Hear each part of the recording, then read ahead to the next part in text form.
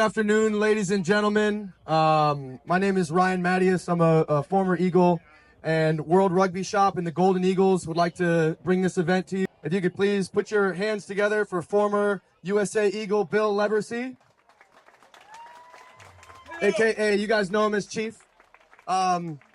We also have Dr. Brian Green, formerly worked with the Irish men's national team during their run. For all you Six Nations fans, he's held the trophy. More recently, from 2012 on, he's been with the USA men's sevens team down at the Olympic Training Center, went to the Olympics. He's now currently working with the United States military and then general manager of a few high performance programs, one of them being San Diego State. Please put your hands together. I want to give you guys the insight into people who are developing these athletes, what it means to leave the field. Obviously, you're in a stadium with thousands of people cheering your name, and then, hey, the lights cut out, and what does that look like, life after sport? Chief, being a player, you started your rugby career in Santa Barbara, played for the U.S. team. Can you quickly tell us, a little bit about your time in the jersey? Thanks, Ryan. My time in the jersey, I got my first cap in 1988. That was 1 year graduating from Santa Barbara. And back then we only played one to three test matches a year. So it was a huge thrill to be a part of the team and seeing all my heroes, guys that I'd read about. They didn't have a whole lot of video back then. My big goal was to make it to the 1991 World Cup. And really I put my life on hold to pursue that.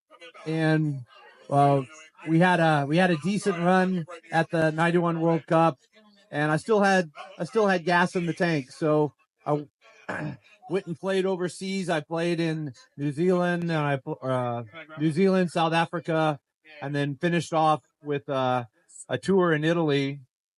And I came back, went back onto the Eagle squad in 94, and then I played through 97.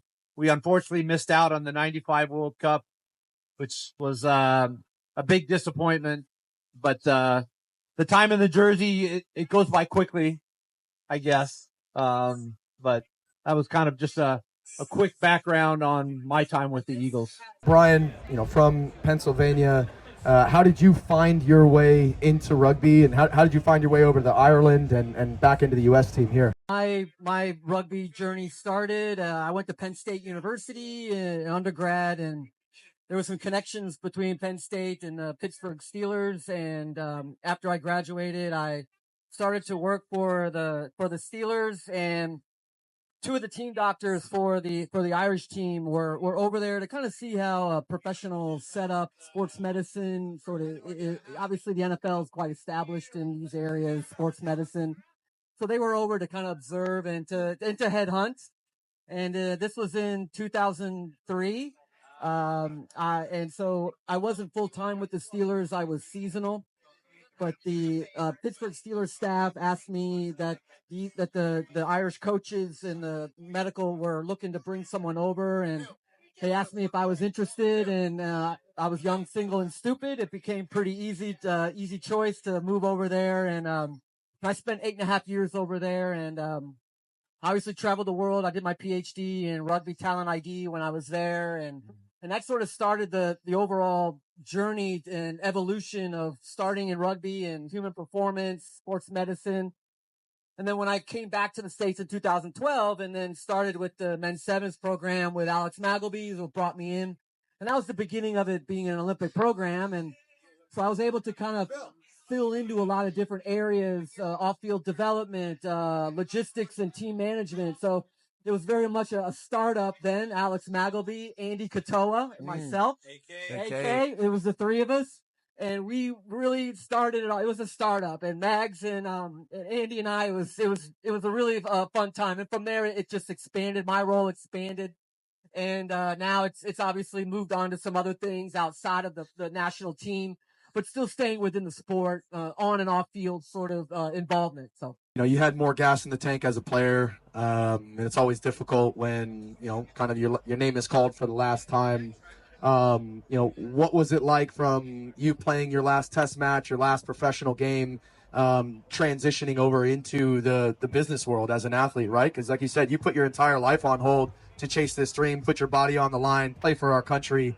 And when the lights go out, talk about that. What was that like for you? Great question. And what it was like for me was I struggled to be completely straightforward and transparent. I struggled. I went from being the top of the world, top of the food chain, playing professional rugby, to coming back to I had no idea on what my transferable skills were. Right? Tall and good looking. Yeah, that doesn't get too far unless you're at Chippendales or something. My come to Jesus moment was I was sitting across the table from a guy who helped. He was a bit of a recruiter, a mentor for people in the business world. And he told me, he said, Bill, he goes, if we were at a bar and I was listening to all your stories, he goes, I would beg you, I would buy you beers to tell me more and more stories. He goes, but if I'm a hiring manager and I'm looking across the table at you, I'm wondering, how can you make me money?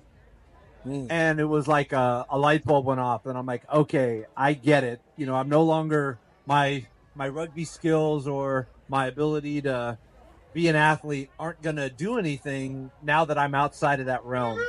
So I knew I wanted to be in business development and sales.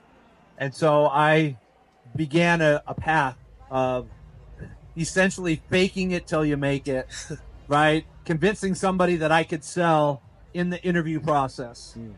And it took me about 18 months, a year and a half, and I landed my first corporate job that really set my career. That was a platform. They were a Fortune 500 company. They trained me, and it was something I could put on my resume that was 100% legitimate. It was my foothold, and from there, I was able to launch. So, Brian, obviously, with your background in education and transitioning into sport, working alongside obviously players like Chief, when you were with these programs, these Olympic, Team USA, these professional programs, Irish national team, outside of your role, obviously your medical role, where did you see the opportunity to help these players? Because you knew, obviously, as a lot of us players don't, like, oh, I'm going to play forever. I'm going to be a professional athlete forever. And you're like, 35 is going to come knocking and your knees are going to go, you're done, bro. Good question. I think the first thing that young players need to understand first is that their body is their business.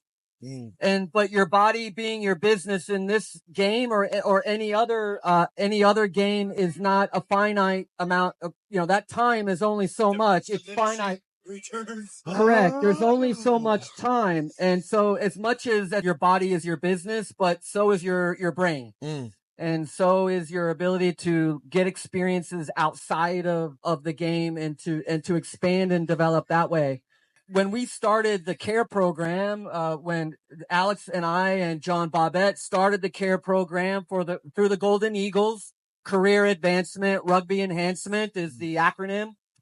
And so we started to do some needs analysis on the players that we had, and we realized that we had players that did not have GEDs.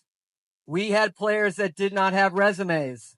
We had players that didn't have college degrees. We had players that resumes, interview skills, and some of these fairly foundational parts or components that are necessary to begin to progress into this new world of and so that's where we started and dealt with the players as individuals and found out what their priorities were at the time and where their needs were. Over time, that's become a bit more systematic in making sure across the board that players are fulfilling some of these things that are going to be extremely necessary when they finally do leave the game. To that point, when I was in the USA Rugby system in 2014, I was cut. My contract was said, hey, you're not one of the guys we're looking at. When I messaged Alex McElbee at that time, and Brian, you were there, he asked me, what are you doing to develop yourself outside of the game? And I was left, holding my hands going, I don't know, actually. That's a great question. He's like, hey, we're looking for guys who are developing themselves on the field and off the field. It will help you. And at the time, I was like, no, dude, like, I'm a rugby player. Like, when I'm not playing rugby, I'm thinking about rugby. When I'm thinking about rugby, I'm sleeping to go play rugby. Like, it was just, that's all I did. And when he said that to me, it really opened my eyes to be like, man, I need to diversify myself. Chief, Falcon West Insurance, you're doing some great stuff, working with the Golden Eagles and working with giving players the opportunity to, hey, man, you're a high performance individual. You know how to communicate, you know how to work out, you know how to all of those skills, and you're giving guys those opportunities. Can you tell us about that? The industry, the insurance industry in itself is, I think it favors rugby players. So in our industry, the harder you work, typically the more recognition and income development comes along with that. So similar to rugby, I mean, that's, I think, how all of us go. It's just the harder you work, the luckier you get. You get to a breakdown just a little bit faster than the other guy. That makes a difference. And insurance offers that opportunity. There's another group called USI, all the group up in Pacific Northwest. So Kevin Schwerin, Shalom Suniola, Yep. right? Those guys are doing great things in insurance up there. And you could think of Falcon West as we're doing things in the Southwest corner. Mm-hmm. And we currently have an academy program where we bring in players for 6 weeks. They get to check out insurance. We get to check out them. If it's something that it clicks, it matches, then there's an opportunity. And an example of that is Maceo Brown. He came into our program. He's excited. He liked it. He went out. He passed and got his license. He's now a broker at Falcon West Insurance. So we're super excited. We want to encourage all the rugby guys that don't want to go up to Pacific Northwest. They can come down here, and Falcon West, anywhere in the Southern California region. We also have Dave Hodges, former Eagle captain, Eagle manager, Hall of Fame for USA Rugby. He's also a broker as well. He's, I think, a year and a half into the program, and he's off to a very successful career. That's incredible. Obviously, Maceo getting this opportunity, being a former USA Sevens player, former Olympian, which is great that we have Dr. Green here, because the doctor worked with Mr. Brown down at the Olympic Training Center for a couple years. So, the Maceo that you got, that was deliverable and hireable and had these skills.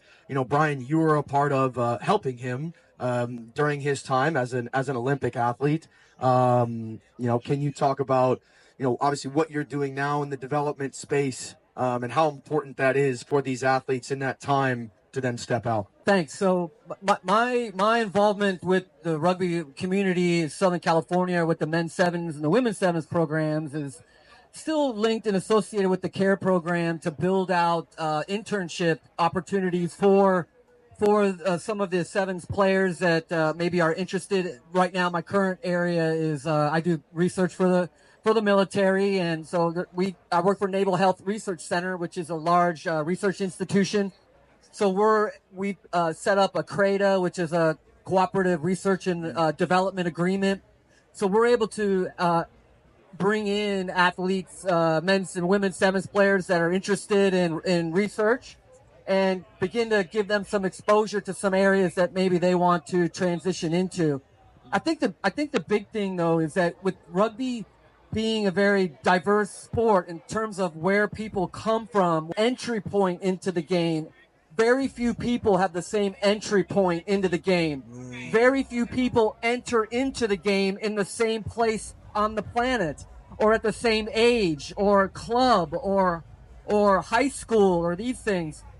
And I think that the more that we can establish the game at the high school level, and structure that towards the colleges, then we're going to see, I think, our athletes, when they do come to at the elite level, that they're going to probably have a lot more of some of these foundational pieces like resumes and public speaking skills and some of these things that really will set them well when I think we get to work with them and just expand on that into areas that are maybe more sharp to their interests.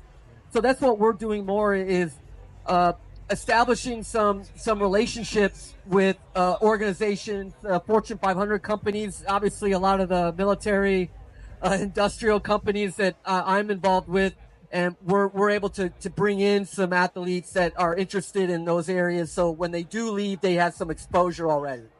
Thank you guys so much for your time, not only today, but especially the time that you've obviously you spent, contributing to USA Rugby. It's 50-year anniversary for USA Rugby, and Bill, you've been a big part of that, putting your body on the line, putting your life on hold to elevate that badge, the one that we're all here supporting. So obviously, thank you for that, and then thank you for what you're doing to develop these players now. I mean, giving kids an opportunity and a shot to put food on the table after they put their body and their life on the line for our country is pretty incredible in all seriousness. So thank you for that.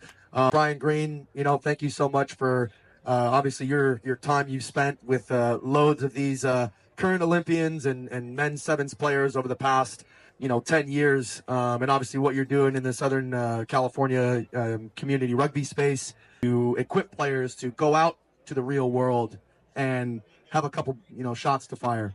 So with that, I got some things for you guys. Hold on just one second. Hold on. We have some World Rugby Shop exclusive gear here. Exclusive. Anyone has any questions for these two gentlemen, we have some gear here that we're going to put out. So this is for you, Mr. Chief Leversee. That's yours there. Well, let's see. Doctor. The old badge. So you have the shield here. Yep, you're a shield man. So these are new pieces from World Rugby Shop. You just want to show the camera here. There's some new pieces. We're bringing back some of the older logos for you longtime USA Rugby fans. We've got some giveaways. If there are any questions, we have one. Do I see two? Do I see two questions? Two questions. Do I have two questions? I see two questions. Awesome. My name is Paul, and I want to know which stadium in the world did you play in was your favourite, and why? My favorite would be Kings Park. Ooh. Yeah, Kings Park. That's in Natal, South Africa. I traveled there in 1988. We had a historic win against Natal. And then, it would have been 4 years later, I went and played in Natal for 2 full seasons and got to play in Kings Park a number of times after that. So that's my favorite. Yeah. A gentleman from Argentina. Argentina. From Argentina. I would like to know from Phil, what do you think about Pumas? Pumas, muy duro. Sí. The bajadita in the scrum. And I have a lifetime souvenir for playing against the Pumas. That's my cauliflower ear. Yeah. True story. La verdad. So, much respect. Did someone punch it or did someone bite it? How'd you get that? Just through scrum. The scrumming was so difficult. I'm sorry about that. But it's a good scar. There it is. Tucumán, yeah. Did you hear? All right, final question. Brian Green, what are some steps that you think the U.S. needs to take in order to be a top contender in both 15s and 7s? Oh. Good question. I think you've probably heard this answer before, and I'll try to keep it to maybe 2 to 3 minutes. And we don't need all 50 states to dominate this game. The best countries in the world are Ireland, New Zealand, and South Africa. Ireland, I would know quite well. They are about 4.2 million people. Wales is about 3.2 million people, about the same population of San Diego County. We don't need all 50 states to be competitive in this game. But what we do need is to look at a model that might be quite, and has been quite successful for Ireland, where they have 4 provinces. They have 4 provinces that hate each other, that create rivalry, chaos, and conflict. That makes the green jersey extremely strong and powerful. It is a fractal structure, which is what they have in place. So we have that here. That is no different than every town in this country that has 2 high schools on either end of the town that play football, that play basketball, and play baseball in these sports. They hate each other. That is what Friday Night Lights is, or was. That is what has made the NFL, the NBA, some of these professional sports as good as they are. The athletes that we see that play them, we need student athletes to feel that badge when they play for football and basketball, they're very proud of that. And that carries them on when they wear the badge in college. So the ability to have this traditions where 2 schools, high schools on either end of the town are rivals, this is how the game can begin to continue to develop, and players are developing because there's conflict and rivalry amongst themselves at this high school level. If we built ecosystems in small areas in the country, in cities, okay, the MLR teams are there, and they would be a very important part of that structure. But below that is really where we will build traction and begin to see, I think, more American players playing in the MLR. To sustain success or have sustainable success, we need to be able to have the club system, but we need the high school system in this country to begin, and it doesn't take much. We need 2 high schools on either end of a town to begin to hate each other. Munster and Leinster will kill each other when they play against each other, or when the other jersey has the red rose on it. That is what we need. We need 2 high schools to hate each other, and we need now these 2 kids to come together when then they're playing against Canada. And that's how we can elevate it. It actually doesn't take much. Ryan Matyas from World Rugby Shop, Bill Chief Leversee, Brian Green signing off. Thank you guys. Thank you.